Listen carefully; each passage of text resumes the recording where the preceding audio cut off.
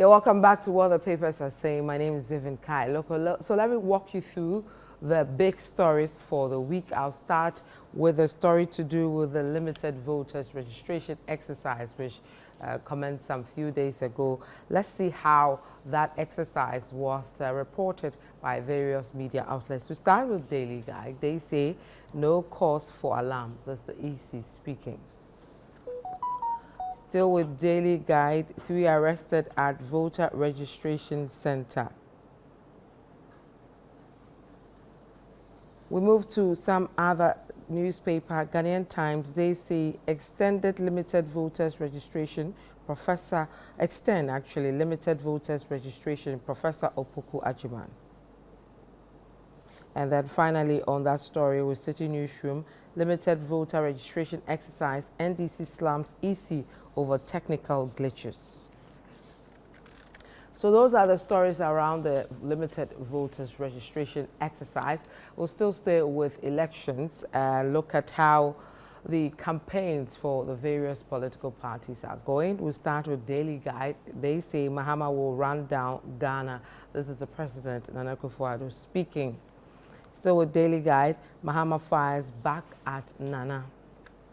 And finally on that, with Citi Newsroom, Ghana needs decisive leadership to develop. This is Dr. Baumia speaking. We'll move away from that story and go to the story to do with Cecilia Dapa versus OSP and OSP versus EOC. Some back and forth between those two institutions. Let's see how that issue is being captured by various media outlets. We start with the Herald. They say special prosecutor exposes AG and EOC's deceptions, suggests Mami Yatiwa didn't work on Cecilia Dapa's docket. The Ghanaian publisher says EOC fires another salvo at OSP. And then finally on that story from Citi Newsroom, they say Cecilia Dapa's probe we provided EOC with every necessary information. That's OSP speaking. We move away from that story. Let's take you to the GRA SML deal and see how that story has been captured so far. Let's go to the New Finder. They say President declines request for KPMG report on SML GRA contract. And then still with that story, Citi Newsroom says Presidency declines MFWA's request for full KPMG report on SML-GRA contract. So that's some of the headlines around that story. Started a couple of weeks ago, still running on the major news outlet stories. Let's wrap up with another story that got some attention this week to do with Richard Sky and LGBTQ plus case in the Supreme Court. Let's see how that story was captured. Let's start with a Daily Graphic. They say a legal challenge to LGBTQ plus bill. Supreme Court demands fresh documents. Daily Guide says SC adjourns anti-gay bill indefinitely. And then Citi Newsroom, anti-LGBTQ plus bill. Supreme Court didn't delay Richard Sky's case. That's the Attorney General speaking over there. So those are some big stories for the week, about 5 big stories making headlines with different angles from various news outlets. When we come back, we'll look at the angles and then try to understand some of these stories and what it means. We'll be right back. Do stay with us. So yeah, welcome back to What the Papers Are Saying. My name is Vivian Kai. Today, I've been joined by 2 gentlemen who will help us understand some of the stories and help me also look at some of the angles that some media outlets brought to us during the week. Selam Adonu is here with us at Citi FM and Citi TV. He's also a lawyer. Selam, welcome. Thank you, Vivian. We miss you. I missed you guys too so much. Well, why is the other gentleman smiling? I miss you too. And then we also have Sami Yafi also here with us at Citi FM and Citi TV, also our presidential correspondent. Sami, welcome. Thank you very much, Vivian. Good to see you again. Good to be back. I got a couple of messages saying, oh, where are you and all that. So I was writing my exams. Yeah. Old woman, this is me to think of myself. I'm insisting that yeah, I would that's so increase funny. my knowledge, Yeah, and it's not been necessary. easy. It's very necessary. It's been a tough one. Yeah. So I think I have to do this, or people will have. So shout outs to my colleagues at the University of Ghana Business School, International Business class. We made it. Thank you so much. And to all of you who held the fort, Sanda as well. Congratulations, Vivian. Congratulations. Thank you, guys. So we'll start our show today with the Cecilia Dapa versus OSP and EOC, if you permit me, and talk about the back and forth we are seeing with this story. I want to look at some of the angles as reported by some of the newspapers. I'll start with Herald. Their headline was Special Prosecutor Exposes AG and EOC's Deceptions, Suggests Mami Yatiwa didn't work on Cecilia Dapa's docket. So the paper basically says that the Office of the Special Prosecutor has hit back at the Economic and Organized Crime Office, EOC, over its lack of interest in probing the money laundering charges leveled against former Water and Sanitation Minister Cecilia Dapa. Now, the OSP forwarded its docket on the former minister to EOC for onward action, but EOC's executive director, Mami Yatiwa Adodankwa, in a media interaction, disclosed that steps were being taken to return the docket to the OSP.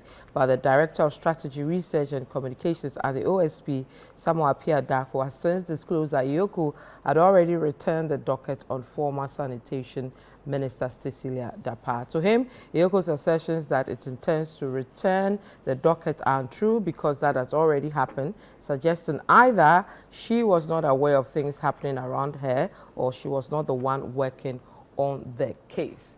Back and forth. Who wants to go first? Well, I mean, it's a sad state of affairs, isn't it? And it's the law being used to do all of this.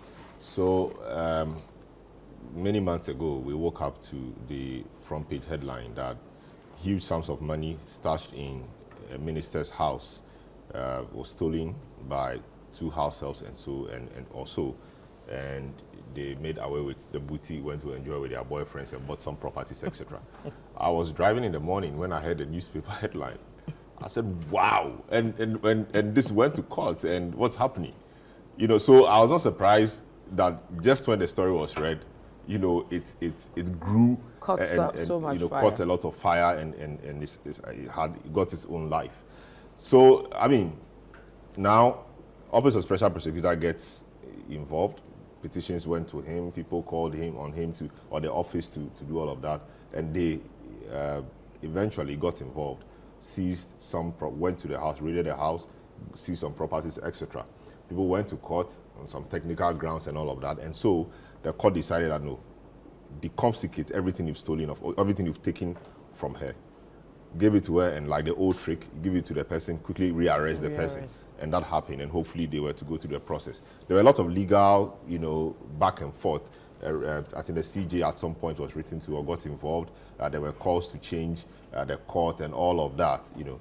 Eventually, OSP collaborated with the FBI of the United States and I mean, because the conclusion from that collaboration really was that the matter had left the province of corruption and corruption-related matters, and so and it's gotten into money laundering, allegations. Yeah. And the Office of the Special Prosecutor did not have the mandate to deal with money laundering and things like that. So, Office of the Special Prosecutor moved the docket, to transfer the docket, you know, to EOC. EOC, by its mandate, is able to investigate things like that. EOC also sought the advice of the Attorney General. Attorney General said, well, the docket you have brought or given to you was not complete. It lacked a lot of things. For example, the reports on the FBI collaboration, etc., were not in there. So there is nothing in there for us to really look at. And so because of that, my advice to you, EOC, is that cease or do not initiate any investigation into any investigation in respect of money laundering into Cecilia Dapa's, matters. Now, it came to us as a shock, because we're waiting to see what will happen. Really, really waiting to see what will happen, But here we are.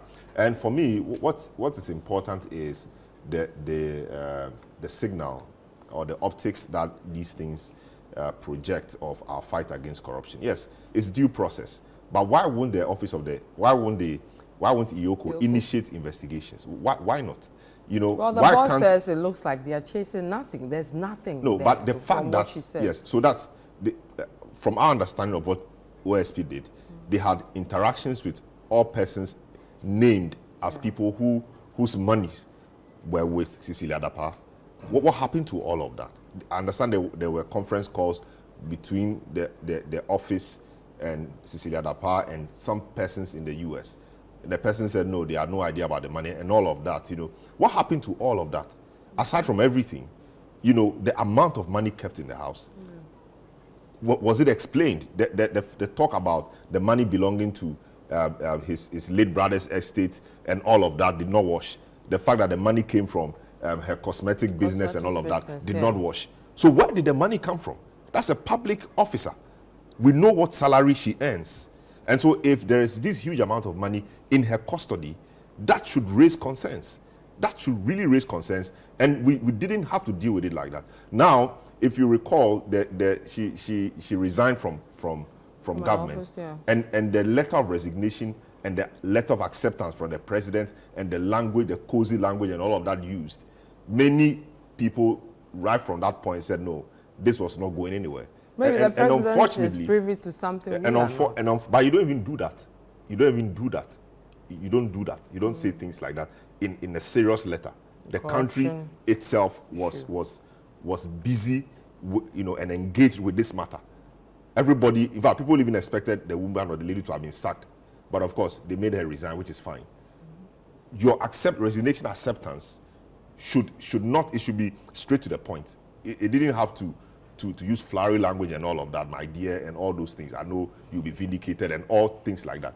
You the investigation. So if the president is saying that he's hopeful or he knows that she'll be vindicated, what are you telling your appointees you have placed at EOC and other places? So I think right from the onset, the suspicion people had, which generally they've been vindicated, is that there was no real intention of dealing with this matter to the end. There was no real Nothing intention. will come out of it. And that is it. So now we are started with a situation where a former minister of state, or a minister at the time, had millions. And to the extent that they could steal millions, about $1 million of your money, and you will not know. Hey, they'll steal $1 million. And you will know. But only God knows how much money was stashed there. They stole over 1,300,000 euros, plenty CDs, and you didn't know. No matter the cosmetic business, no matter the cash, accruing to the estate of your brother, that much money, a minister of state, public officer, and you kept all that money in the house, we need to even investigate the motive. But all of that, nothing will happen, and so that is it. And so we will talk this week. OSP has said what you say. EOC has hit back. AG. So by next week, the news cycle is such that something else comes up, and then we move on. And then that matter is not solved. But we'll be screaming on the rooftops that we are fighting corruption. You see, fighting corruption is there are a lot of things. Of course, you can deal with a person, but the signals you send, very important. Yeah. We needed a strong signal, but the signals, unfortunately, sent at the beginning of this particular matter were wrong. Okay. The letter from the lady to the president, all of those. It's told a different story in terms of our fight against. I'll come back to you on what the OSP can do to get to the bottom of this, to ensure that, our fight against corruption, we stay on course and all that. But let me take, Sammy, your initial comments around the back and forth we are seeing. You would think that these two institutions, EOC and OSP, should be united in the fight, and even some of the issues that have come up, you think they could deal with it at the background and not necessarily come forward. What's going on? You remember when this issue came up, I sat on this same platform and said that the two institutions should be talking behind the scenes to deal with this matter. And from the public, for want of a better word, the Cold War between these two institutions makes mockery of our fight against corruption. And it comes at a time when there's an international conference happening here in Ghana by heads of anti-corruption institutions across Africa. Yeah. And we are dealing with this matter right in their presence. It tells you how we are fighting corruption in this country. And it's sad to see key institutions that are supposed to help us fight corruption rather fighting among themselves. Today is EOC lied, OSP didn't file the right papers, and the accused person is sitting at home and enjoying the fight and looking at what's happening. And you ask yourself, really, do we always want to fight corruption? And this is the best way we can do that. I've always said from day one that the heads of these institutions could have collaborated. EOC, OSP, SHRAJ, CID, because all these institutions were set up, Vivian, to help fight corruption in this country. And if there's a test case for us to see how best we can deal with this matter decisively, so it sends a strong signal, you expect the heads of these institutions I've mentioned to sit at a meeting, lock the door somewhere, and trade ideas on how best, is it corruption? Is it money laundering? Is it this? The law is supposed to be applied. But now, we don't see that happening. We see a tough war between who has the right to investigate, whether it is money laundering or, FBI was involved. We didn't see the head and tail of this matter. EOC says that they don't have what advice from Attorney General says that, you can't continue with this thing. Now, the ball comes back to OSP. Now, OSP says from that investigation, it looks like it is money laundering. Now, the institution that is supposed to investigate money laundering is also telling us a different story. Mm-hmm. So, who can investigate this? Who can we trust? Who can we trust? Who's telling us the truth? Who really can investigate this?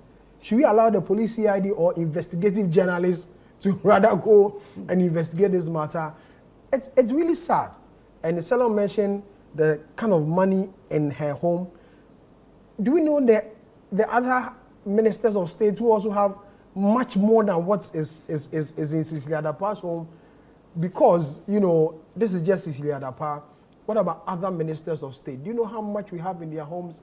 And if the fight against corruption is this way, we always hear our leaders say that, we bought cars for them, we've increased their budgetary allocation.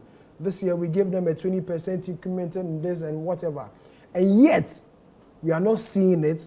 The more reason why anytime there's a corruption index, perception index, Ghana is always declining. So, because these are the similar things that is always pushing Ghana behind. Even for me, I'll make that suggestion again. The fight is not over. We can still pursue this matter. These are public funds. She's a public officer.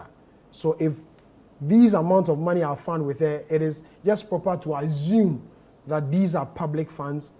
EOC, Mamitiwa Dodankwa, Kisia Jabeng, and Attorney General should once again, or if not done before, they should call a meeting among themselves, trade ideas, deal with this matter once and for all, because this has become a test case. Vivian, we are in election year.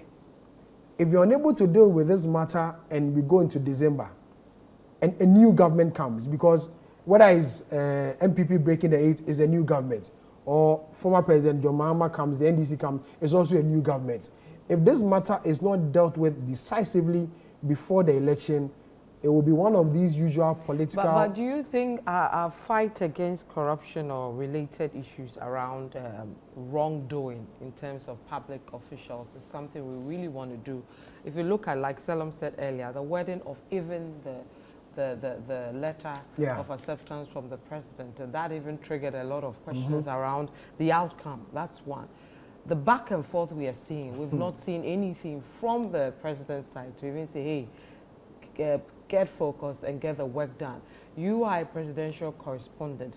How is the president reacting to or receiving this this whole thing we are seeing develop into something else? Well, they believe that so far as they've state institutions are handling it.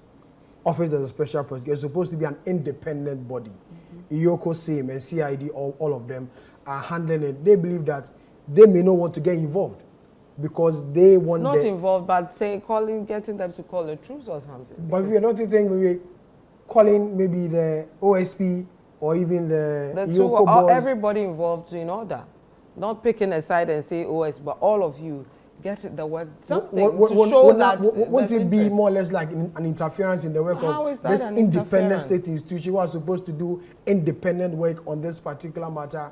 A lot of maybe the anti-corruption crusaders or the anti-corruption people will say that there's a presidential intervention in this matter. You've referred to the right quarter to deal with this matter. And the right quarters, quote unquote, are at each other's are more or less misbehaving in quotes. Yes, I'm not sure if when Amadou was occupying the office of the OSP, if he was doing something was delaying, the person in charge at that time, as the president, couldn't step in and say fast track or get the work done, or vice versa to other, institutions. I don't see why not, because it looks like there's so much unconcern over what is happening. Oh, it's a concern you've raised, and I've not really had a proper conversation with the people in government in respect of, the presidency, on how this matter is dealt with. Because I remember some time ago when the president met some corruption institutions at the Jubilee House, this issue came up, and he said that the OSP is investigating corruption matters, which includes Madame Cecilia Dapa's own, and they will wish that these independent bodies will do their work, and then the outcome will be made to the Ghanaian public. From this comment, I deduce that maybe the presidency does not wish to get itself involved in this matter, leave it for the independent bodies, the state institution that are supposed to handle this matter. But then the buck still stops with the president. If these institutions are fighting, he must call them to order. He has the right and the power to do that. Yeah. Because at the end of the day, Madame Cecilia Dapa served in his government.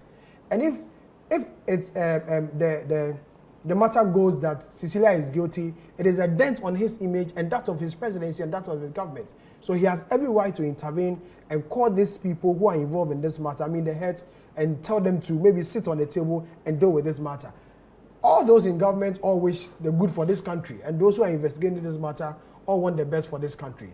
And if they feel that that is the best way to go, why not? They can all get involved and deal with the matter. Okay, so long. But this matter has traveled too long, too long. Done deal, done dusted. We move on from what we are seeing. Well, unfortunately, that's how it's appearing.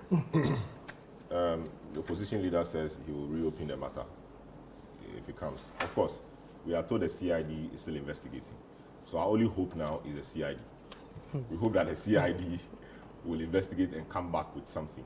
Okay, but it's also important to point out that investigations could be genuinely done, but should not be found culpable. Okay, that too is there. The fact that investigations are ongoing should not mean that she must be found culpable at all times, at all costs.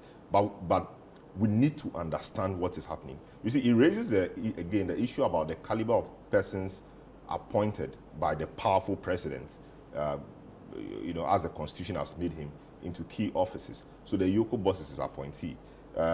Office of the Attorney General, manned by the Attorney General, who is a government appointee, and Minister of Justice, and all of those. So if it is a person in the government, in government, it is difficult to get to the bottom of an investigation and even initiate prosecution. You see, the seriousness of the fight against corruption is not seen in prosecuting political opponents. That's easy. It's very easy.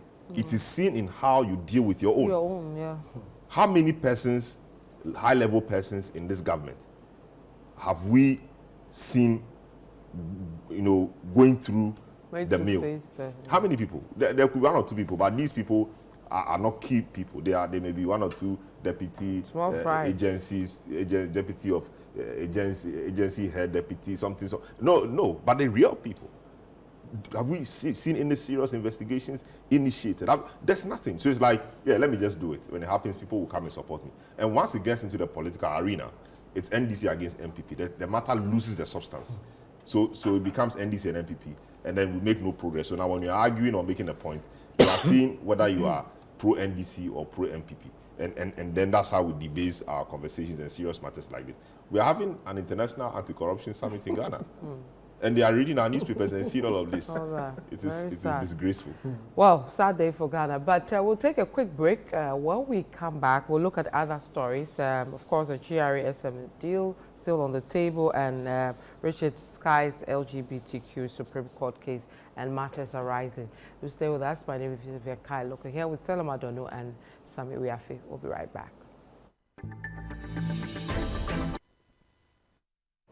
You're welcome back to What the Papers Are Saying. My name is Vivian Kai, local here with Selom Adono as well as Samiri Afi. We are looking at the big stories for the week.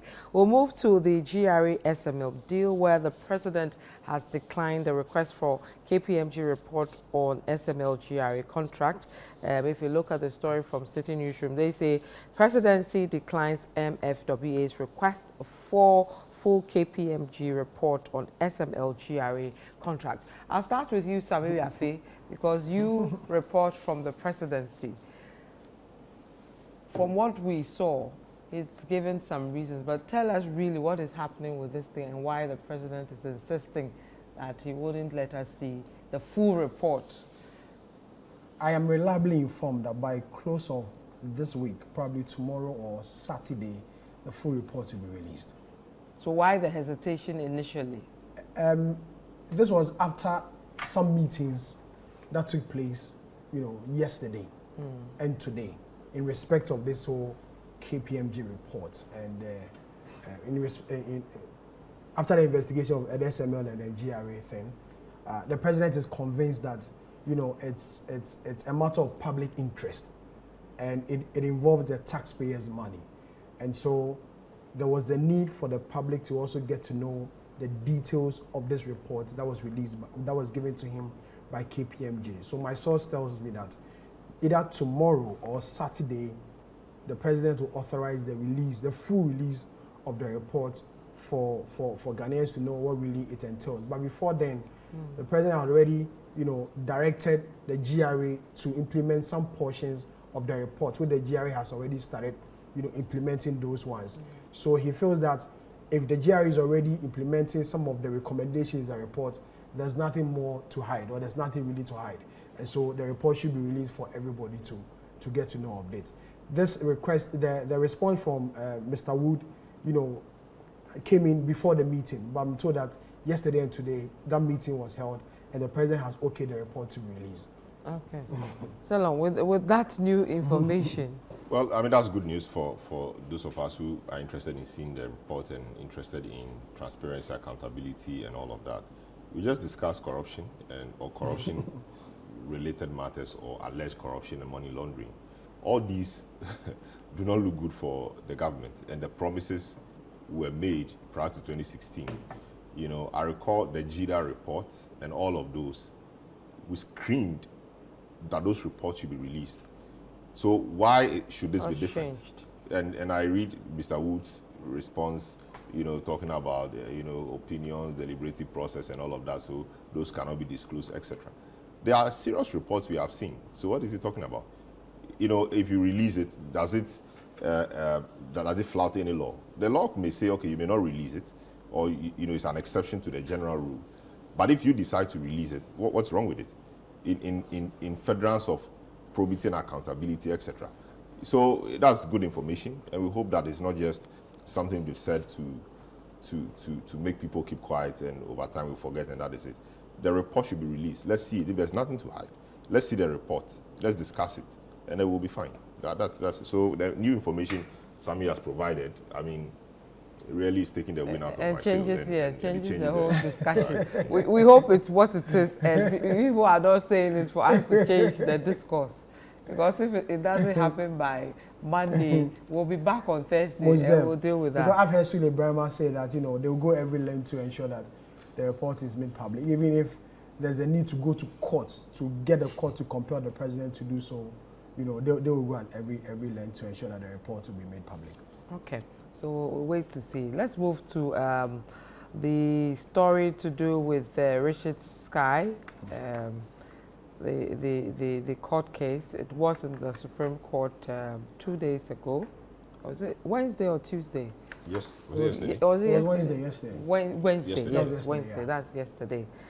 Pretty interesting one there. I'll start with you, Selom. You are the lawyer here, so you probably have to take us through what is happening, what's going on there for those who don't understand this whole court case. Okay, so simply put, of course, we know Richard Sky and Amanda Odoy, and I think a few people, I think the two of them principally, went to court because they feel portions or the law anti-LGBT bill had some difficulties. They felt had constitutional breaches, human rights breaches, etc. So they went to court for a declaration that the bill be declared null and void, certain portions be struck down, etc. So we discussed all of that. Now, so the matter was filed around 5th March, and we've been waiting for the Supreme Court to sit on the matter. There is an injunction application as well. And so when the Speaker of Parliament, Parliament passed it, now what was left was for the Speaker or the Office of the Speaker to transmit the bill to the presidency for the president to look at it and accent. If you will not accent, there's a procedure. Now, President says they've noticed that they've been trying to serve the bill on them, and that they are also aware of the Richie Sky matter. And so, in fidelity with the law, they will want to, await the outcome of that Supreme Court decision, so that we will take it from there. Of course, people had issues with that because there were times that there were injunction applications in court, but we went ahead and did what we had to. So of course, it's like you pick and choose. However I look at it. So now the Supreme Court, so it was delaying because there was another matter which was, heard expeditiously. So people applied, lawyer for the Speaker, applied for expeditious hearing of the matter. And so the court eventually fixed a date for yesterday. The business for yesterday really was not to hear the injunction application, because of what the court was aware or had received applications or motions from the parties, some wanting to amend certain reliefs. Richie Sky, for example, wanted to amend some of his reliefs. There were preliminary legal objections filed. There were a number of things filed. So until you clear all those things, you cannot deal with the substantive matter. So yesterday's sitting or court actually was to deal with those matters. So somebody said, I want to amend something. So now we saw the Supreme Court say that some of the language that people used in the processes were not, they were intemperate language, they were not language good for the court and all of that. So they should go and refile. I mean, the court will do all of that, giving them specific dates by which time they should finish doing all of that, give the other side some time to come, and so eventually adjourning the matter sine die, indefinitely or until further notice, giving the people up to 17 to file, and giving the other side 7 days after that to file, to also respond. Giving up to 17 to file, they'll file on the 17th. They have to be served. Take 2-3 days for them to be served before the 7 days will start counting. By the time you realize it's June, and the Supreme Court will have to set a date. By the time you realize legal vacation is end of July. By the time you realize we are in legal vacation and the courts go home, we come back in October. Yeah, we come back. This thing is something. October. By the time the court will settle, it's November. Election is in December. Yes, that's it. So I hope not. So if this is a reality. So I hope not. I hope they call the matter in June, so that they deal with the matters. And if you call the matter and there's another application, it must be heard. It must be dealt with.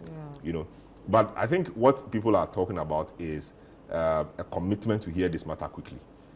Dafam, for example, spoke to me on Eyewitness yesterday, and he felt that there's no real commitment to expedite the process.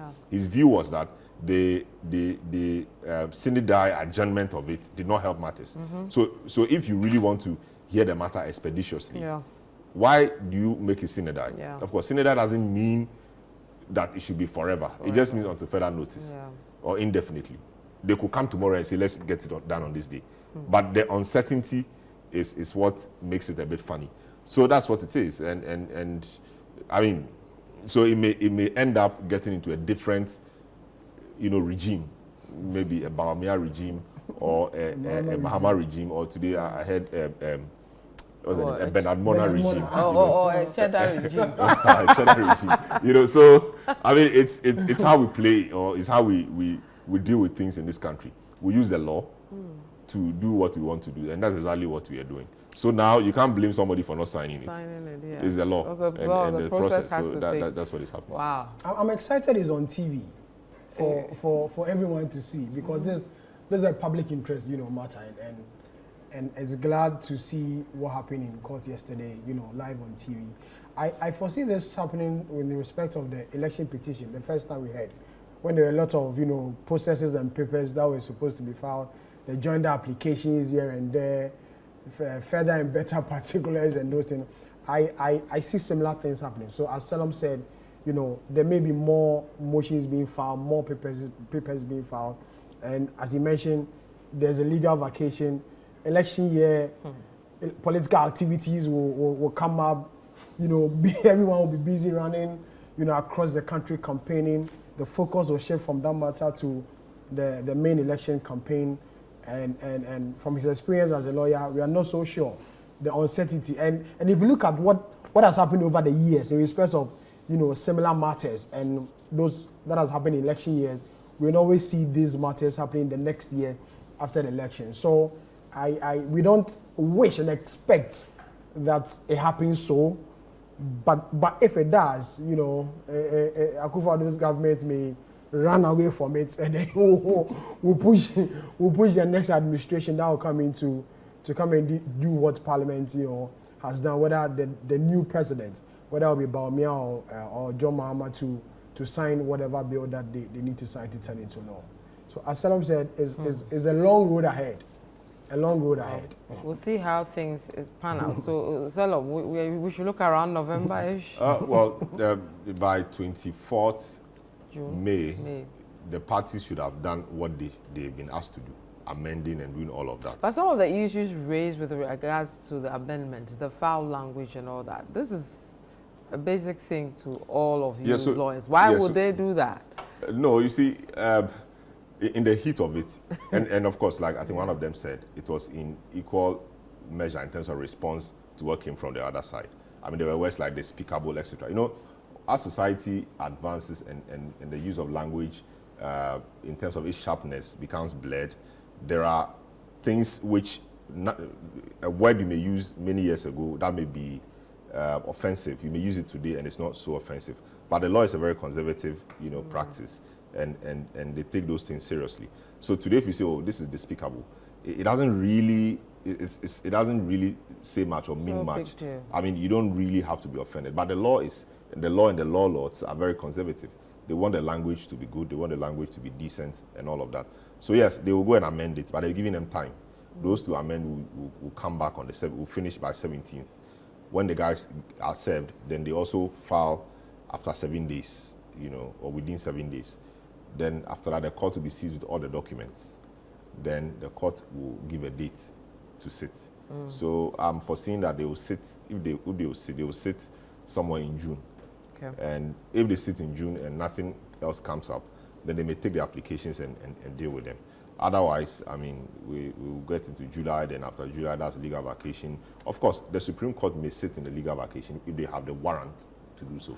But it doesn't happen very often.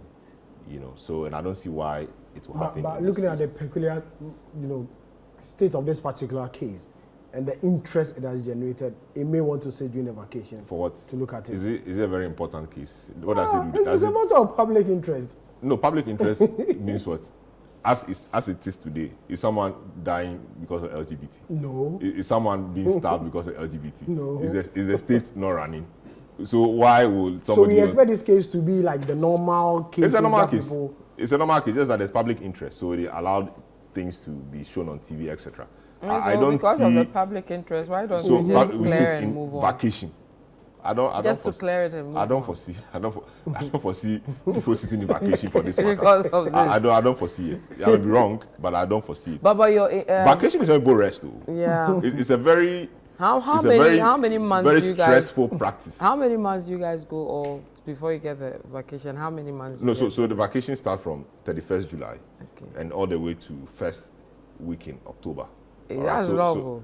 It's a very stressful practice, I'm telling you. Very stressful.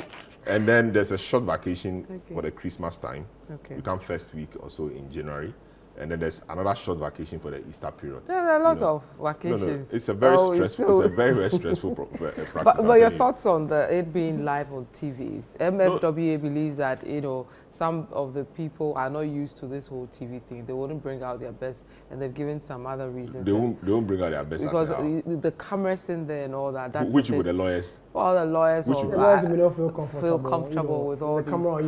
Lawyers talk in public. Lawyers talk in public. Knowing that the whole world is watching. watching them. Lawyers are not allowed to advertise. Then now you have the opportunity to speak to the free whole world. to- No, they'll do what they have to do. In fact, if you are in the court, you are so focused on your arguments and persuading the judges that you don't even know there are cameras on. Like we are here. We are talking. I'm focused on you, Vivian. I'm focused on you. There are cameras here, but my mind really is not on the camera. This is what you You know, do. but You're yeah, I know, good. but there are people who come for interviews. This is not what they do. But when they come and you are grilling the person, you think the person is thinking about the camera. You know, some people, No. when they see the camera, they start sweating. That'll be and the shaking. initial stage. But when the discussion starts and you are grilling the person on facts, on this, on that, no, it's and these are lawyers. Their job is to do that. They do that in court every day. They talk in public every day. So I don't think this will make them not give up their best. This will rather make them want to give up their best, because if you don't do well, the whole world sees you. And some of them to think that the whole world is seeing them to go and do their thing. I mean, these are seasoned and lawyers, so And we these are not shouldn't be children. worried. Yeah. So I don't see that point at all. I mean, it's good. I like the fact that it's on TV. Sometimes we need to demystify the court process and practice. People must see it, and because of the public interest nature, people must follow the discussion. So, for example, the use of some language is not good. The public has heard it, that you can't be using any kind of language in your discourse with people. That is good, and a whole lot of things. So people who think that the judges behave a certain way and so and so, now you've seen it. You see how they behave, they talk, they collaborate, and all of that. You see all of that, how they arrive at decisions, etc. The president of the panel, how the president takes charge of the court. We see all of that. It's a good thing. Okay, some few messages coming in. I'll just read one or two, and then we'll move to our final topic. This one is from Mausi, AEB in the Volta region. He says, President Akufo-Addo's decision to decline the Media Foundation for West Africa's Right to Information request for the full KPMG report is concerning.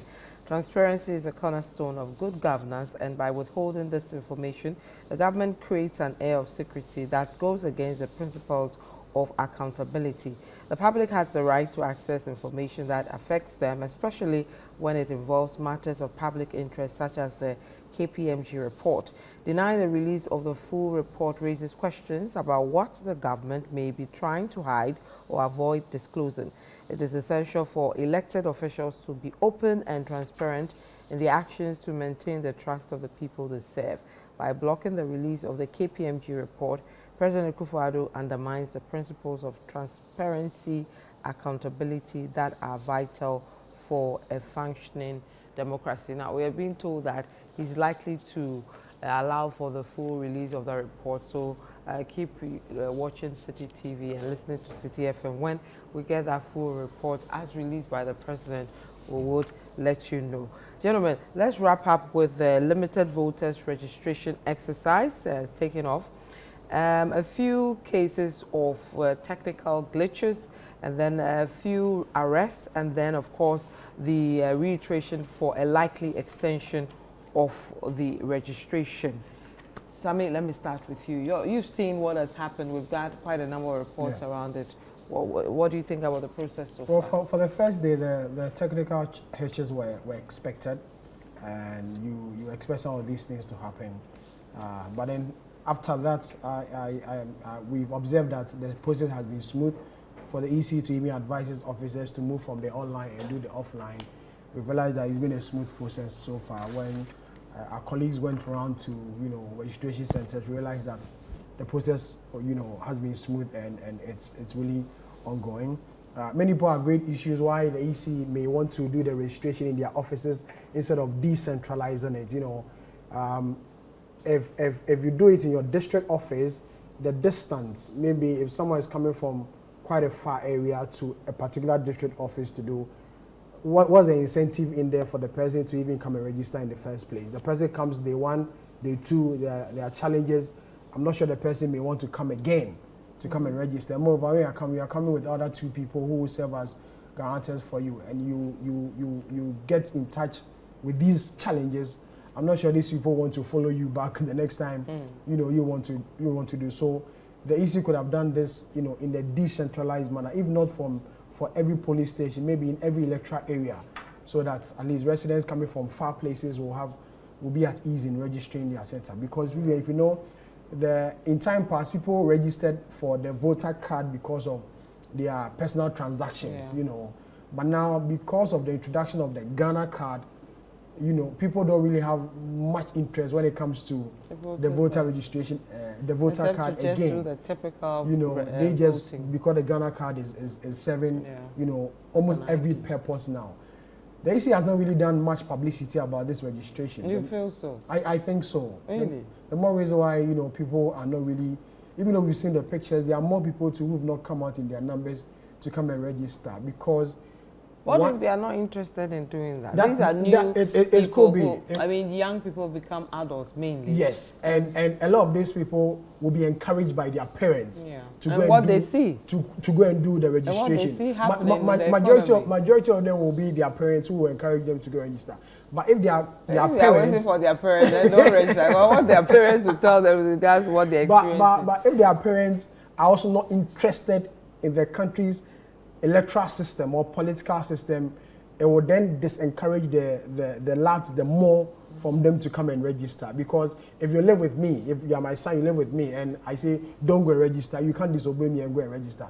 After all, the voters' card is not, it's just for voting again. Yeah. And Vivian, over the years, we realize that people are losing interest in the country's political system. Yeah. People are really, really losing interest. So if there's, the encouragement is not there, the enthusiasm is not there, the publicity is not there, you don't expect people to come out their numbers. The EC says it's targeting over 650,000 people to come and really register. By the 21 days, we'll know whether indeed all these numbers, you know, came out to come and register. Another argument is that why can't we have a year-round registration? That if I turn 18, I can just walk into any EC office and register. If I want to drive, I go to the DVLA to get a driver's license. If I want to have a bank account, I can walk into a bank and just open a bank account. Why is it not so for the Electoral Commission and the registration? That when I'm 18, my dad can just hold my hand or my dad can direct me to any EC office to just go and register. There should be a centralized database so that at least you know that when I'm 18, I go and register, my name is captured in there. Even if I am in Mumplugu and I register, the people in Accra will have opportunity to see my database in that centralized database. Why can't we do that? We've been doing voting since 1960 something. But the advancements of technology, there's AI, there's whatever, and we are still queuing for people to go and register at a particular time for a limited number of people, a limited space. I think we should grow politically as a country. We've come too far to every election year, we are queuing to have our names in the register. I think we've gone past that. Our democracy has reached a stage where, you know, other countries look at us, and we must get our things well enough. So if you want to copy the advanced democracy, the US, the UKs and like, I'm not sure the US, they go and queue and register. There's a system. We can't copy from them and get this thing done. It's not really so. You're not happy. Salome, you have a few minutes to wrap up for us and we end the show. Well, I mean, thoughts, registration is important. It's a prerequisite to being eligible to vote. If you don't register, you don't get to vote. So you can scream all you want, but you have no right to vote because you're not registered. So it's an exercise targeted at the persons who have turned 18 and those who could not register the last time. And so the EC is saying they are targeting some 630,000 people or so. That is quite a good number. And they hope that after the 21 days, all these persons will be able to register. But of course, from the historical facts or data, you don't often get all of them even turning up. Some of them will not come. And this number is even just a statistical number based on it's something they've extracted or extrapolated, given how, you know, the population grows, you know, every year, etc. So I only hope that the technical challenges they had on the very first day have been properly addressed. I understand they've taken it offline, and I hope when the cards are printed, they're able to locate the people to come for the cards. You know, printing the card is one thing, and getting it to the people is another thing. So it's not be enough to print the cards, keep them. The people must also be interested to come back for them. So it's okay. The EC must listen. Okay, this back and forth with the missing BVRs. I mean, they must listen. and work together. Initially, they said there was nothing like that. Now they came to consider there were a few of them missing, and later we realized that they said Imani said a lot of them were at some recycling place at Medina, and they said, oh yes, we auctioned them. How did you auction them? We want to know. And who are the people who bought them? Who was the auctioneer? You know, and these machines, what can they do? Now NDC is saying that give us the serial numbers of all the BVRs in working, because we suspect that those ones that you claim have been discarded or missing, they could be used to be registering people and bloating the register. So it may not be correct, it may not be true, but these are suspicions. Yeah. And the EC must work quickly to address those. We need confidence in the EC. Election is approaching. We need the EC to up our confidence in its abilities. Of course, every year it happens, every election it happens, and we are okay.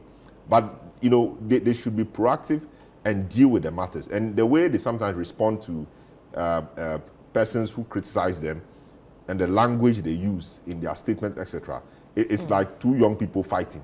And EC is a serious body. I think they can do more. And I mean, they can always do more. Right. What would have been wrong in calling some of the people who have raised those concerns and have a discussion with them, do a PowerPoint presentation for some of them, and let them understand what it is like Imani. If you call Imani to a meeting and explain to them that this is what you are saying, but this is what it is, and you address the issues, I don't think there's anything wrong with that. You rather build confidence in your system. Anyway. All right. Thank you very much, gentlemen. Our time is up. Salam Adonu, thank you for your time. Sami Biafi, thank you for your time as well. Thank you too for joining us. We hope to see you again next time. My name is Vivian Kai Loco. Goodbye.